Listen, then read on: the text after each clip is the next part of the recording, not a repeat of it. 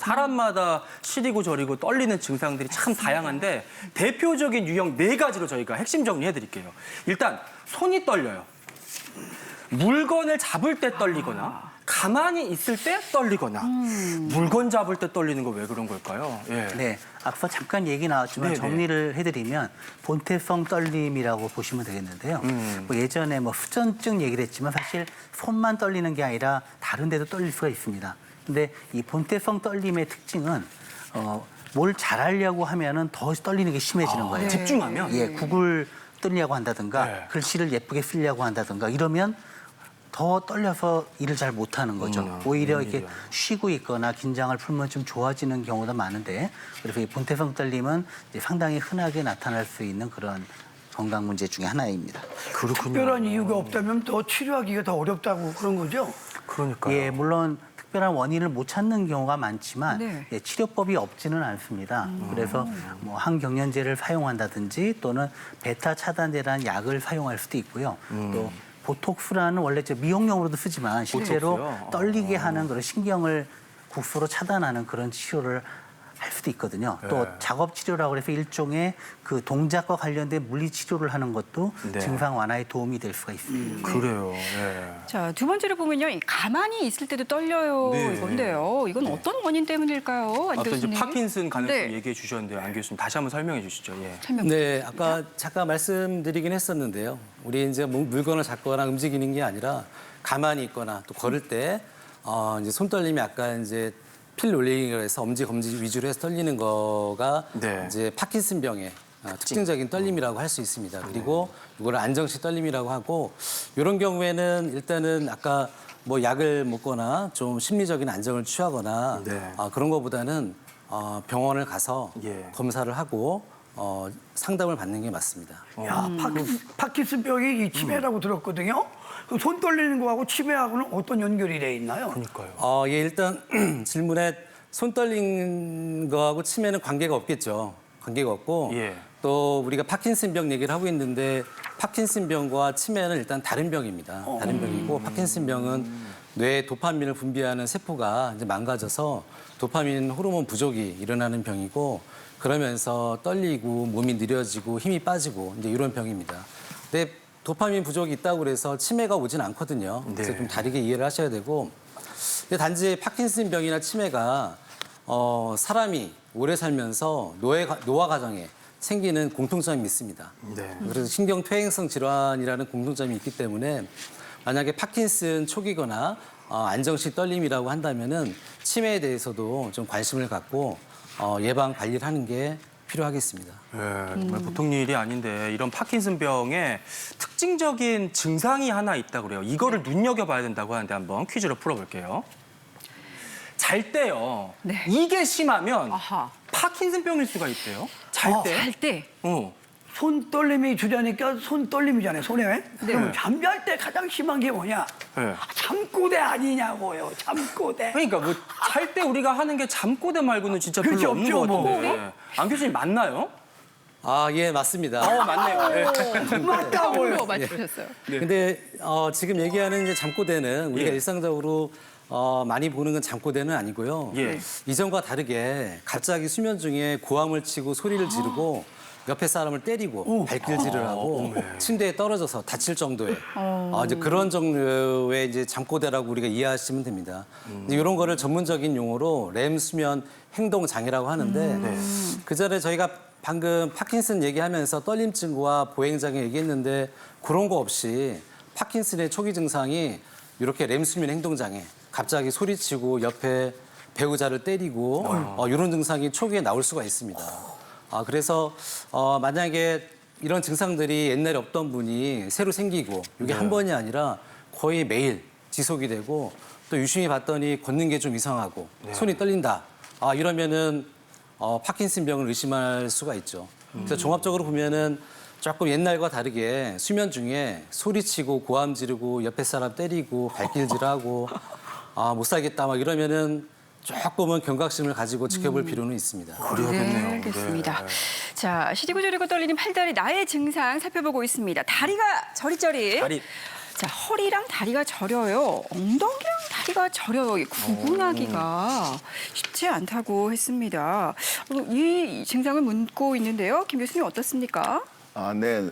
제 환자들 중에 이제 많은 분들이 이제 다리가 저리다고 해서 오시는 분이 많은데요. 그럼 이제 제가 검사를 하면서 이제 허리를 검사해보고 척추를 검사해보자 이렇게 말씀을 드리는 경우가 많습니다. 근데 우리 환자분들이 나는 허리는 안 아픈데 왜 허리 검사를 하세요? 이렇게 얘기를 하시고 근데 검사를 보면 결과를 보면은 이제 허리에 증상이 있는 경우는 굉장히 많습니다. 그 이유는 이 다리로 내려가는 신경들은 대부분 허리에서 나오거든요. 그래서 허리에 디스크가 있어서 신경이 눌려지거나 또는 협착증 같이 구멍이 좁아져서 신경이 눌려지거나 병은 허리에 있지만 증상은 다리에 보이는 거죠.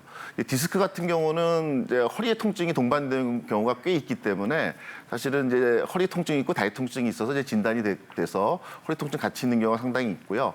근데 협착증 같은 경우는 이게 서서히 좁아지기 때문에 허리의 증상은 아무것도 없다가 다리만 저리고 땡기고 보행만 어려워지고 그리고 허리는 전혀 편안하다 이렇게 얘기하는 분들이 있기 때문에 나중에 보행장애라든지 이런 것까지 심해진 다음에 알 수 있는 경우도 있어서 다리가 저리다, 시리다 했을 때도 허리 문제가 있음을 꼭 한 번은 생각해 보셔야 합니다. 야, 척추 질환 그러면 디스크 그러면 허리가 아픈 줄만 알았거든요. 근데 다리도 아프다고요? 예, 그렇습니다. 지금 앞에서 제가 말씀드렸듯이 그건 역시 허리에서 다리로 내려가는 신경의 문제 때문에 그런데요.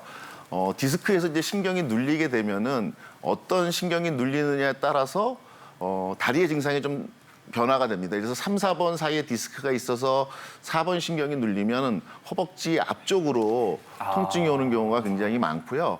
지금 그림에서 나오는 것처럼 4, 5번 사이에 디스크가 있으면 5번 신경이 눌리거든요. 그렇게 되면 그 빨갛게 표시되어 있는 것처럼 엉덩이부터 허벅지 바깥쪽, 종아리 외쪽, 이렇게 엄지발가락 쪽, 발목 이렇게 내려오는 경우가 상당히 있어서 어떤 신경이 눌리느냐에 따라서 그 다리 통증의 부위가 변하기도 합니다. 그렇군요. 그러니까 같은 신경이라도 어디가 눌리는지 또 디스크 때문에 눌리는지 협착 때문에 눌리는지 이걸 잘 구별할 필요가 있겠어요, 교수님. 네, 맞습니다. 그래서 사실은 이거를 이제 원인을 치료하는 게 사실은 제일 중요하죠. 협착증이나 디스크의 원인을 다 없애면은 이제 다리 증상이 좋아지게 되는 거는 맞는데요.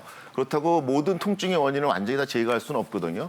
원인이 있는 상태에서 그거를 잘 컨트롤하고 다스리면 통증이나 증상이 완화돼서 별 문제 없이 지나는 경우가 많습니다. 특히 디스크 같은 경우는 초기에 통증이 심하고 다리가 몹시 땡기고 저리지만 시간이 지나면 차츰 좋아지게 되거든요. 그래서 증상이 완화되는 경우도 상당히 많고요. 차이가 있네요. 네. 그리고 이제 협착증 같은 경우는 연세가 드신 분들한테 생기는데 특징적으로 허리를 펴고 걸을 때 주로 다리가 땡기고 저림 증상이 생깁니다.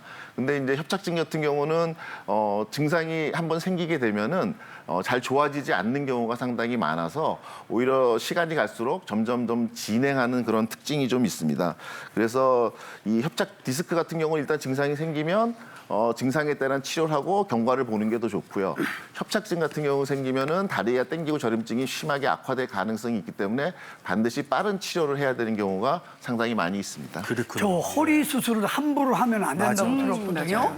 근데 다리가 저리면 척추에 문제인 줄 모르고 그냥 마냥 버티다가 그러면 나중에 어떻게 되죠? 허리는 손대는 거 아니라고 그러시잖아요. 예. 맞습니다. 실제로 허리 수술을 권고를 할 때에도 상당히 심각한 뭐 마비나 이런 합병증, 후유증 얘기를 하다 보니까 참고 버티는 분들이 많은데요. 문제가 될 수 있습니다. 왜냐하면 이 척추관 협착증이 계속 진행이 되면 만약에 초기에 조치가 되면 신경이 눌렸다가 눌리는 게 해결이 되면 다시 회복이 되지만 너무 오랫동안 장기간 눌리게 되면 신경 손상이 장기화 영구화될 수 있거든요. 그래서 사실 운동신경의 문제 때문에 운동장애가 생기는 경우도 있지만 감각신경의 문제가 생깁니다. 그래서 뭐 통증이나 시린 것뿐만 아니라 균형 감각을 잡는 거라든지 진동 감각을 느낀다든지 하는 그런 여러 가지 감각신경의 문제가 생기고 또 그 신경인성 방광이라고 해서 배뇨 기능에도 영향을 미쳐서 소변을 잘 조절을 못하게 되는 그런 합병증이 생길 수가 있습니다. 그러니까요. 병 키우기 전에 적극적으로 치료를 해야겠고요. 아울러서 평소에 허리 통증을 좀 다스리는 데 도움이 되는 운동도 꾸준히 하면 좋겠죠. 우리 양예승 전문가님께 한번 배워보도록 하겠습니다. 자, 우리 선생님 나와주시고요. 같이 한번 배워볼게요. 자, 이쪽으로. 네. 어떤 운동일까요? 예. 네, 자, 뒤로 좀 네. 네, 안녕하세요. 배우 겸 필라테스 강사 양예승입니다. 반갑습니다. 네, 반갑습니다. 잘 선배님. 부탁드립니다. 네, 잘 네. 부탁드립니다. 오늘은 척추가 안 좋으신 분들을 위해서 그 통증을 완화시킬 수 있는 운동을 제가 준비를 해봤는데요. 예. 척추가 안 좋으면 단순히 등, 허리만 안 좋은 게 아니라 고관절, 무릎, 발목까지도 통증이 있을 수 있습니다. 첫 번째 스트레칭은 종아리를 늘려주고 발목의 가동 범위를 좋아지게 만들 수 있는 스트레칭 네. 한번 해보겠습니다. 예. 어떻게 할까요? 네발기기 자세로 네발기기. 아하. 네, 네. 어깨 밑에 손바닥, 네. 오른 다리를 뒤로 쭉 뻗어서 네. 발가락으로 바닥을 지탱해 주세요. 네. 이렇게. 네. 그리고 발 뒤꿈치를 최대한 뒤로 보낸다고 생각을 하시고요. 체중을 뒤로 완전히 실어줍니다. 오. 그러니까 엎드려 뻗쳐를 한 발만 하는 거잖아요. 그렇죠. 그렇죠? 네. 돌아오셨다가 한 번 더 바닥으로 체중을 오. 완전히 보내주신다고 오, 생각을 예. 하시고요. 쭉. 종아리의 늘어남을 한번 느껴보실게요. 예. 종아리가 느껴요. 진짜 쫙 늘어나네요. 네. 돌아오시고 마지막으로 한 번 더. 후. 체중을 뒤로 완전히 저리 쭉 종아리가 엄청 당기셔야 예. 정상입니다. 당깁니다. 예. 네. 제자리로 돌아오시고 반대도 똑같이 한번 해볼게요. 반대도. 왼쪽 다리 멀리 네. 발바닥으로 세워주시고요. 세우고 뒤로 쭉 늘려줍니다. 쭉. 쭉. 예. 네, 돌아오시고 돌아오고. 한 번 더 한 번 더. 체중을 완전히 뒤로 보내주세요. 예. 체중을 뒤로. 네. 뒤로 민다고 생각을 해주시고요. 밀고 있습니다. 네, 마지막으로 한 번 더 해볼게요. 쭉. 우샤. 쭉 뒤꿈치를 바닥에 누른다는 생각으로 예. 쭉 늘려주셨다가 네. 돌아옵니다. 옵니다. 오, 종아리 운동. 네, 종아리 아주 운동. 좋네요. 네. 그리고 두 번째 스트레칭은 네. 복근을 이완시켜주고, 네, 그리고 고관절을 늘려줄 수 있는 네, 운동을 제가 준비를 해봤는데요. 예. 한번 해볼게요. 똑바로 누워서요. 누워서 하는 거군요, 이거는. 네. 고관절. 네. 오른 다리 테이블 포즈. 이렇게. 네, 무리해서 이렇게까지 안 올리셔도 되고요. 네. 최대한 아프기 전까지만 올려주시면 됩니다. 기가 나네요. 네. 왼손으로 무릎을 잡아주시고요. 왼손. 네. 왼쪽으로 쭉 가져오세요. 아, 네. 요거. 이때 오우. 오른쪽 어깨가 들리면 안 되고요. 딱 붙이고. 바닥을 오, 지그시 좋아요. 눌러주세요. 네, 아주 좋아요. 이것도 무리해서 이렇게 다 돌지 마시고 30% 정도만. 예. 네. 그리고 가동 범위 만약에 안에서만. 그렇죠. 지금 오른쪽 엉덩이가 늘어나고 있으면 예. 엉덩이 느껴주시면 운동이죠? 됩니다. 엉덩이 운동. 그렇죠. 예.